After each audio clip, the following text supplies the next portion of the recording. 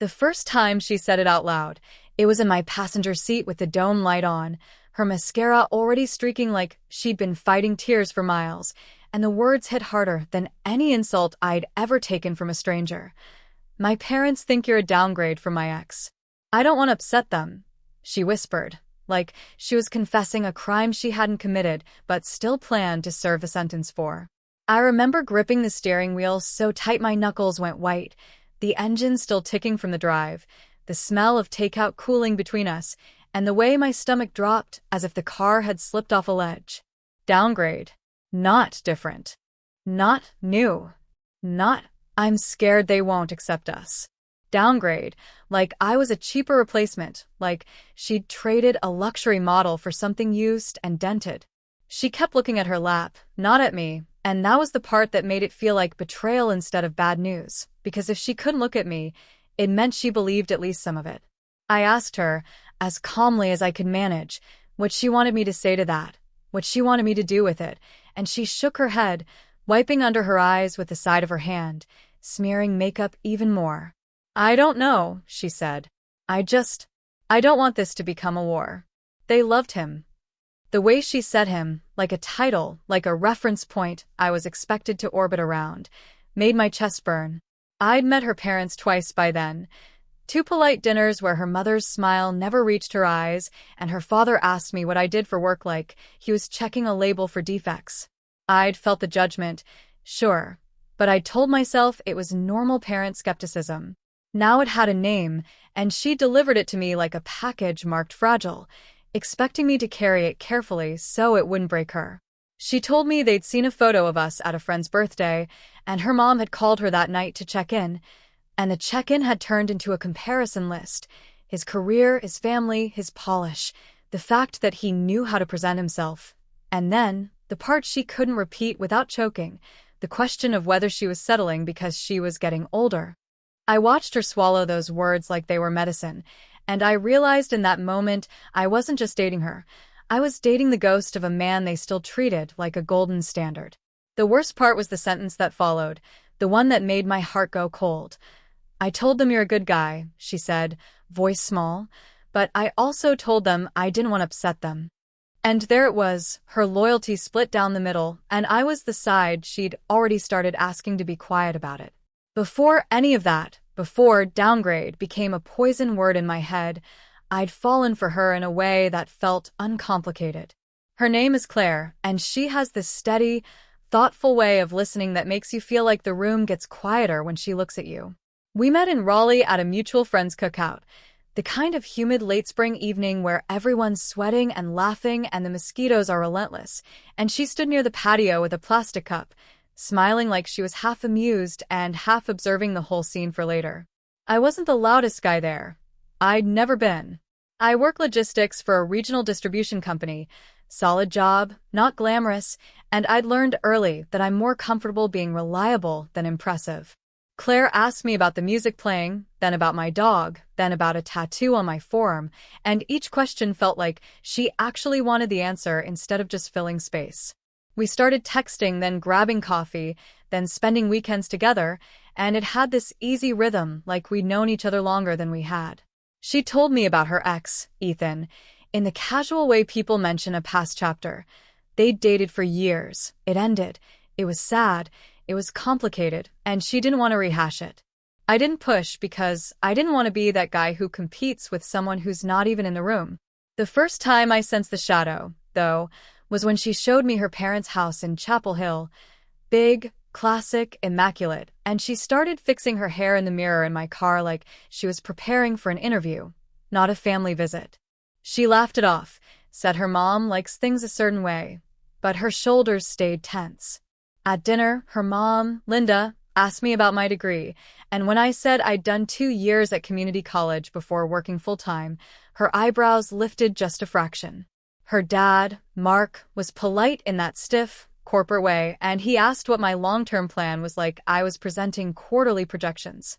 Claire sat beside me and squeezed my knee under the table, a silent apology, but she didn't challenge them when the conversation slid into Ethan territory without even using his name. Talk about that ski trip, the gala, when Claire brought someone to the fundraiser. I kept smiling, kept answering questions, kept acting like I didn't feel the comparison happening in real time, because I assumed it was a test, and I could pass it by being calm. But manipulation isn't always loud. Sometimes it's delivered in compliments that aren't really compliments. "You seem very grounded," Linda said, and then, almost immediately, "Claire's always had such big ambitions." It sounded harmless until you realized what it meant. Grounded was code for small. Big ambitions was code for Ethan. Claire told me afterward that her parents just worry, and she said it with this tired patience that didn't match the situation, like she'd been translating their worry into something softer for her whole life. That's when I started seeing the pattern. Claire was the kind of daughter who preemptively managed everyone's emotions, who learned early that peace in the house depended on her being agreeable, and who confused being loved with being approved of. As the months went on, it became clearer how deep the control ran. Claire talked to her mother every day, not because she wanted to, but because if she didn't, Linda would text things like, "I guess you're too busy for family now," or "just checking if you're alive." It was always wrapped in concern, always framed like love, but it carried this implied guilt that made Claire scramble to reassure her. Mark's control was quieter. He didn't guilt-trip, he withdrew. If Claire made a decision he didn't like, he'd go silent and Linda would call and say, "Your father's just disappointed," as if disappointment was a punishment Claire deserved. Ethan had been the perfect fit for them because he made them look good. He came from money, had an impressive job, wore the right suits, shook hands the right way, spoke the same language of networking and image. Claire never said that directly, but it showed in the details. How her parents would still mention him like he was a family friend, how Linda kept a framed photo of Claire at some event with Ethan still visible in the hallway, how Mark would refer to that time you and Ethan did that charity run like Ethan was still part of her achievements. I tried not to take it personally. I told myself I wasn't dating her parents. But then the small incidents started adding up in ways that felt intentional. Linda would forget my name once in a while and call me Chris, then laugh it off. Mark would ask Claire, in front of me, whether she'd thought about grad school again, like my presence was a reminder she'd stopped moving upward. At a family brunch, Linda casually said, "Ethan just bought a place in Charlotte. Such a smart investment at his age," then looked at me and asked, "Do you own yet?" Like she was checking a scoreboard. Claire would change the subject, smile, try to keep everyone comfortable, and then later in private she'd apologize, tears in her eyes, saying they didn't mean it like that, saying they were just old-fashioned, saying she loved me and didn't want me to feel unwelcome. And I'd hold her and tell her it was okay, even when it wasn't, because I could see she was caught between wanting to be loved by them and wanting to build something with me. That's how the manipulation worked. If I got upset, I became the problem, the disruption, the person making her life harder. If I stayed calm, they had permission to keep doing it.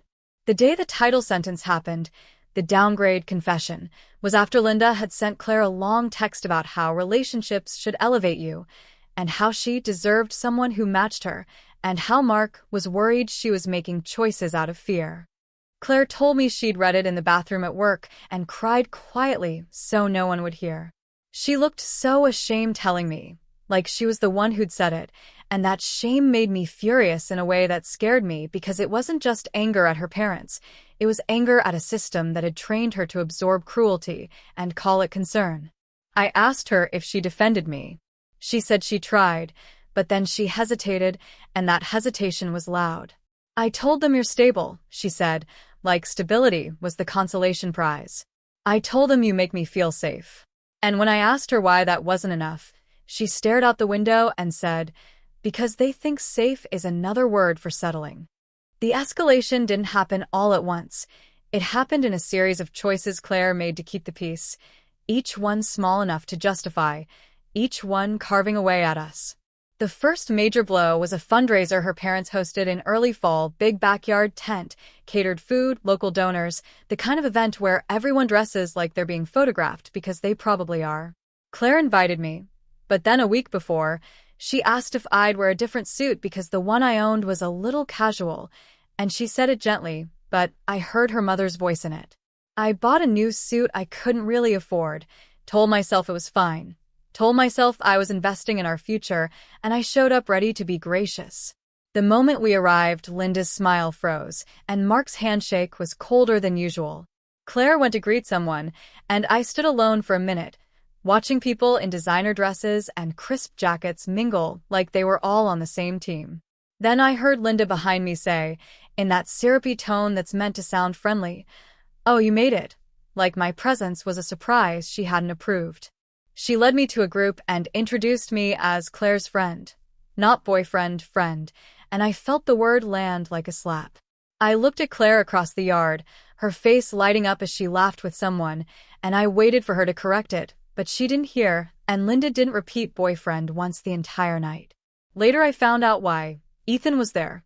Not invited by Claire, invited by Linda. I watched him glide through conversations like he owned the air, shaking hands, smiling, looking exactly like the kind of man Linda wanted beside her daughter. When he saw Claire, he hugged her too long, then glanced at me with a polite, dismissive nod that felt like being evaluated and filed away. Claire looked startled, then tense, then she forced a smile, and I could tell she didn't want a scene. Linda floated near them like a proud director watching her cast reunite. At one point, I overheard Linda telling someone, "Ethan will always be family," and the way she said family made my throat tighten.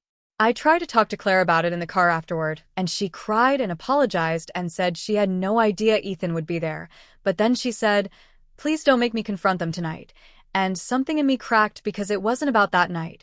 It was about the fact that she kept asking me to swallow humiliation so her parents wouldn't have to feel uncomfortable. The second blow came when Linda started sending me texts directly, friendly on the surface, loaded underneath. "Hope you're taking good care of our girl," she'd write, as if Claire belonged to them. "Claire has such potential. Don't hold her back." As if my love was a weight. Then, the most damaging one. "We're concerned about her financial future. She's used to a certain standard." I showed Claire the message and she looked sick, but instead of telling her mother to stop, she said, "She's just anxious. It'll pass." That's when I realized the problem wasn't just her parents' behavior. It was the way Claire had been conditioned to minimize it, to manage it, to protect them from consequences. And the more she did that, the more they escalated because nothing pushed back. By the time winter rolled in, the stakes had shifted from uncomfortable to destructive. Claire and I had been talking about moving in together when her lease ended, something we both wanted, something that felt like the next step. We found a place in Durham, nothing fancy but clean, safe, close to our jobs. We put down a holding deposit, and I started planning logistics, moving schedules, the whole practical side of building a shared life. Then one night Claire came over looking like she'd been drained of color, and she said her parents had offered to help her by covering a big chunk of her rent if she renewed her current lease instead. The catch was obvious even before she said it. The money wasn't a gift, it was leverage. "They just think it's too soon," she said, twisting her hands together. "They think we should wait." I asked her what she thought.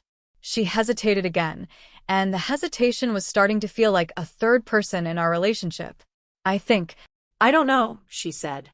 "They're offering a lot, and my student loans." That's when anger rose in me like heat. It wasn't about the money itself. It was about the way they were willing to bribe their daughter out of commitment to me. I told her if she took that money, it would come with strings, and she nodded like she knew, but then she said, "I don't want to upset them." And the phrase hit me like a looped recording, the same justification every time. A week later, she told me she'd renewed her lease.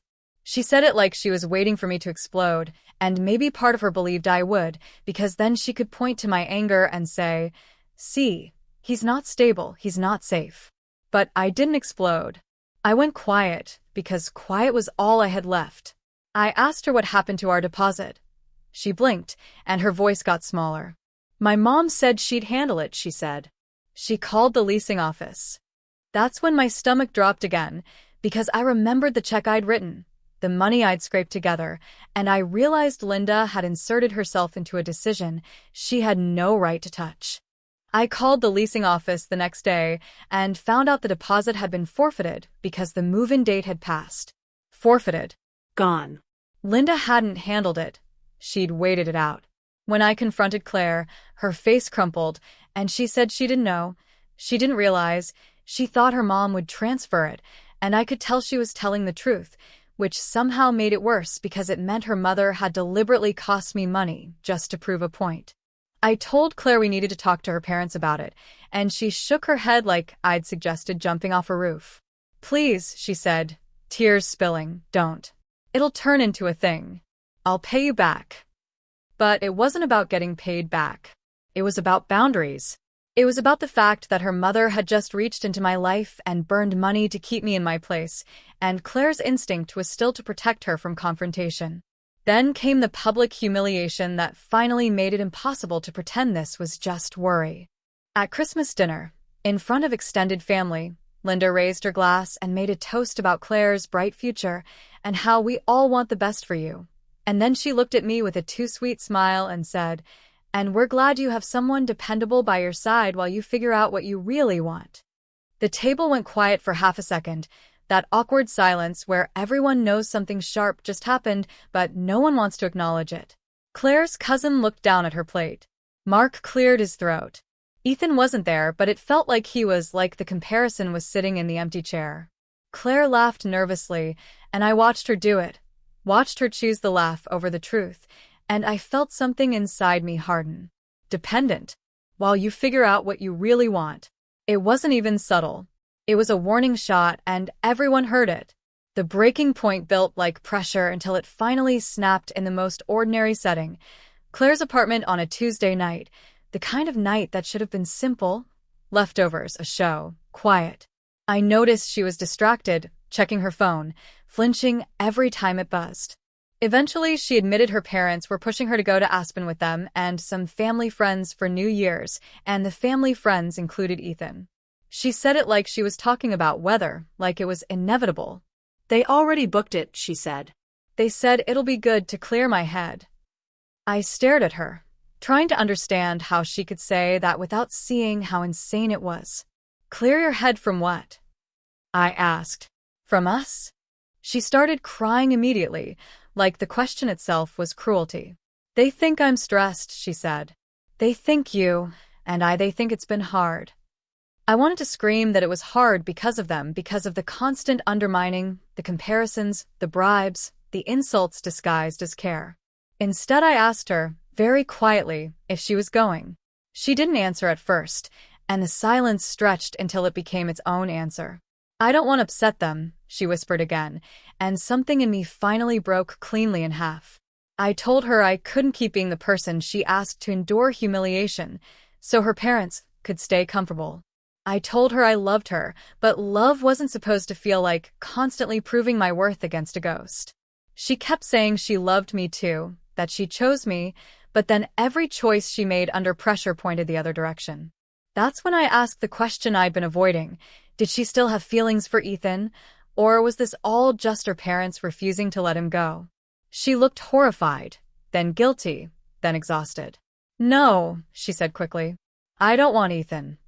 But then she added, in a voice so small it barely existed, I don't want them to hate me." And that was the truth she'd been living under. She'd rather risk losing us than risk losing their approval. The next day, I got an email from Linda. Not a text. An email, formal like she was documenting. It said she was concerned about my influence on Claire, that she'd noticed Claire was withdrawing from family traditions, and that she wanted to ensure Claire remains aligned with her long-term goals. It was written like I was a problem employee. Then came the line that made my blood go cold. She mentioned the forfeited deposit, and she framed it as an unfortunate consequence of rushed decision-making, and she suggested I should consider it a lesson. A lesson? That's when I knew it wasn't accidental. It was intentional punishment. I forwarded the email to Claire and said we needed to talk. When she came over that night, she looked like someone walking toward execution. I asked her if she'd seen it. She nodded, eyes red. I asked her if she was going to Aspen. She nodded again, barely. I asked her if she realized her mother had cost me money on purpose. She whispered, "I think so," and then she did the thing she always did. She tried to soften it. "She doesn't mean to hurt you," she said. And I finally said, out loud, what I'd been holding back for months. "Claire, she absolutely means to hurt me." The room went quiet except for her shaky breathing. Then she said the sentence that detonated everything. They said if I don't go, they'll cut me off. Not just financially. Like they'll be done with me. And I can't lose them. And I realized in that moment that I wasn't fighting for a relationship. I was fighting a lifetime of fear installed in her like wiring. The confrontation happened the weekend before New Year's, because I couldn't live inside the slow suffocation anymore. Claire agreed, finally, tremblingly, to meet her parents with me there, at their house, to talk things out. I drove us to Chapel Hill in silence, the kind where every mile feels like a countdown. When we walked in, Linda greeted Claire with a tight hug and me with a nod, like I was furniture. Mark didn't even stand up fully from his chair. They offered coffee, like we were strangers. Claire sat on the couch, hands clenched, and I sat beside her, feeling her shake. Linda started first, in that calm voice that masks violence. She said she wanted what was best for Claire, that she was worried Claire was making compromises, that relationships should enhance a person's life. I asked her, calmly, what compromises she meant. Linda looked at me like I was slow. Lifestyle, she said. Opportunities. Security. Then she said the word again, the one that had started this. It feels like a downgrade. Claire made a choking sound, like she'd been punched. I felt my vision narrow. I asked Linda if she realized she was talking about a human being, someone her daughter loved, not a purchase. Mark finally spoke then, voice firm, and he said, "We're not insulting you. We're evaluating compatibility." Evaluating? Like I was a resume. I told them I'd been nothing but respectful, that I'd supported Claire, that I'd never once asked her to choose me over them, and that in return, they'd invited her ex to events, undermined me publicly, and cost me money by interfering with our housing plans. Linda smiled like she'd been waiting for that. About that deposit, she said, "You shouldn't have been making plans that involved Claire without ensuring she was ready." I stared at her, stunned by how openly she admitted it. "So you did it on purpose," I said. She lifted her shoulders in a small shrug. "I protected my daughter," she replied. Claire started sobbing then, full-body sobs, and Linda's face hardened. "See," Linda said, pointing at me like I was proof. "This is what we mean. Drama. Instability." Something inside me went icy. I turned to Claire, gently, and asked her to tell them the truth, that she wanted to move in, that she loved me, that she didn't want Aspen, that she was terrified of losing them. Claire tried to speak, but Mark cut in. "Claire knows what's best for Claire," he said, and the way he said it made it clear he believed he knew what was best for her. Linda leaned forward and said, "Honey, you don't have to settle. Ethan is coming to Aspen. You can talk. You can remember what you had." Claire's head snapped up, and for the first time, anger flashed through her tears. "Stop," she said, voice shaking. "Stop using him." Linda's expression changed, just for a second, surprised that Claire had spoken. Mark's jaw tightened. Claire stood up, hands trembling, and she said, "You keep saying you want what's best for me, but you don't even know what I want. You don't care. You care about what makes you comfortable." Linda's face went cold. "After everything we've done for you," she said, and there it was, the ledger, the debt. Claire wiped her face, looked at me, then looked back at them. "You called him a downgrade," she said, voice breaking, "but the real downgrade is what I become when I'm around you." The room went dead silent.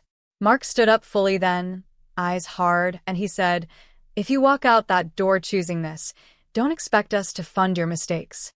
Claire looked like she might collapse, and I moved slightly closer, not touching her, just there. She whispered, "I'm not asking you to fund me. I'm asking you to respect me." Linda laughed, sharp and cruel. "Respect is earned," she said.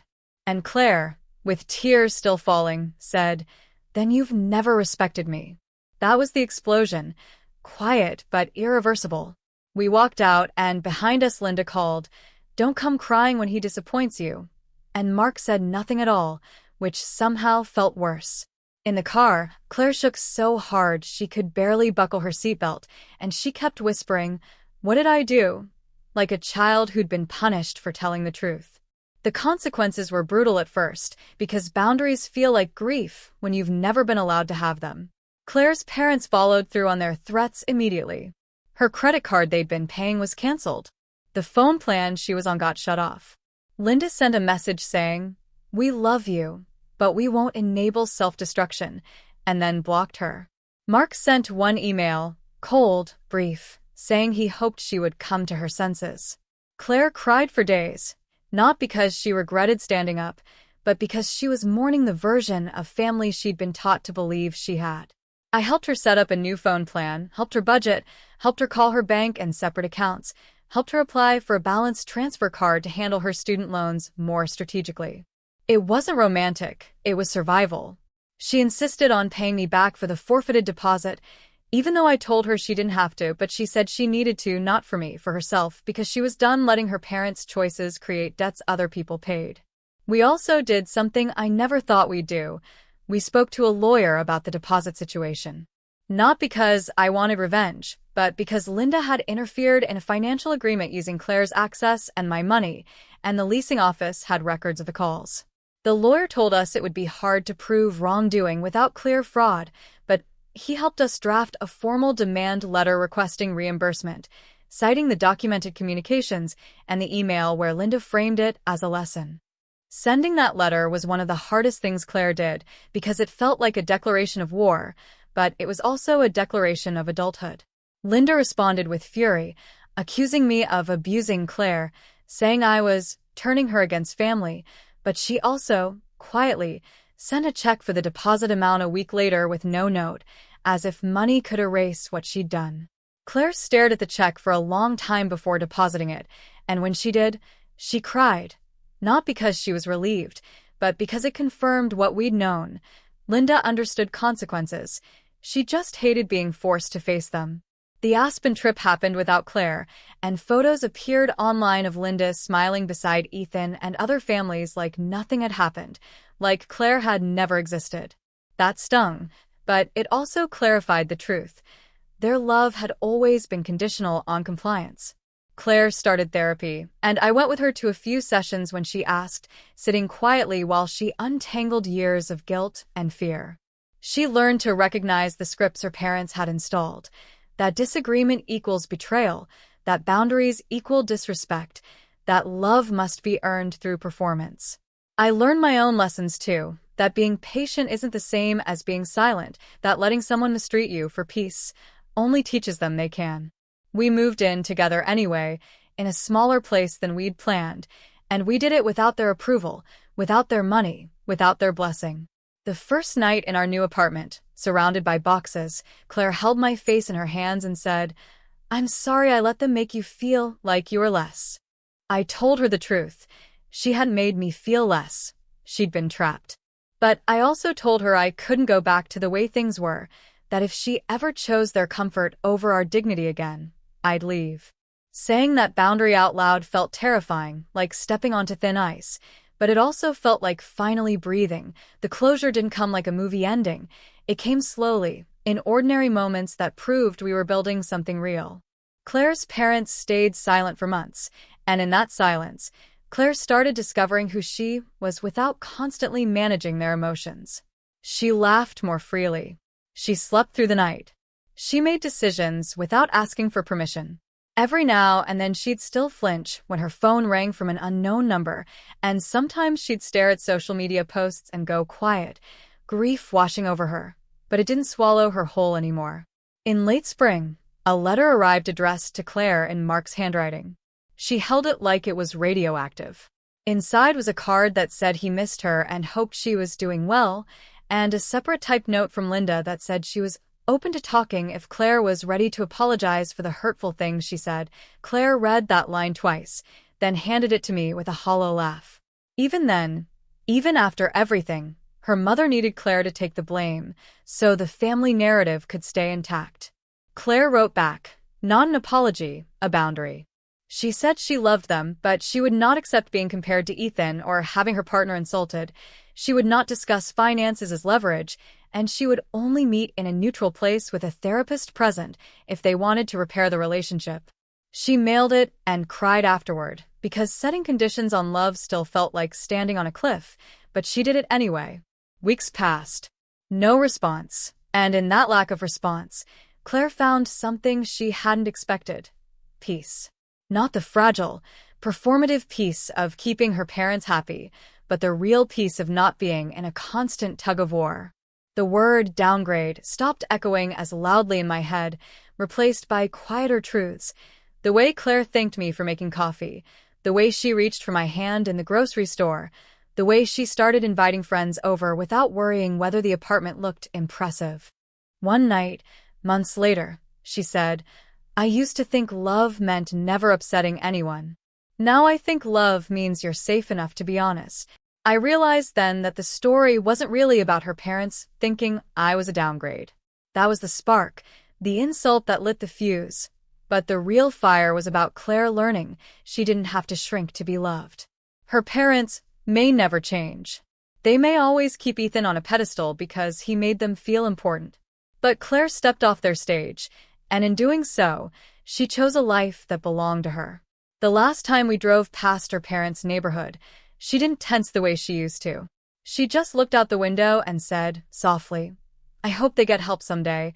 And then she turned to me and smiled, the kind of smile that's tired but true. "But I'm not going back to earn their approval," she said. "I'm done auditioning." And I felt something settle in my chest, a calm that wasn't dramatic, just steady. We weren't a downgrade from anything. We were a choice, an adult one, made with open eyes, paid for with real consequences, and protected now by boundaries that finally had teeth. That's what made it feel like justice. Not that her parents suddenly realized they were wrong, but that their opinions stopped being the center of our life, and the space they left behind filled with something quieter, stronger, and ours.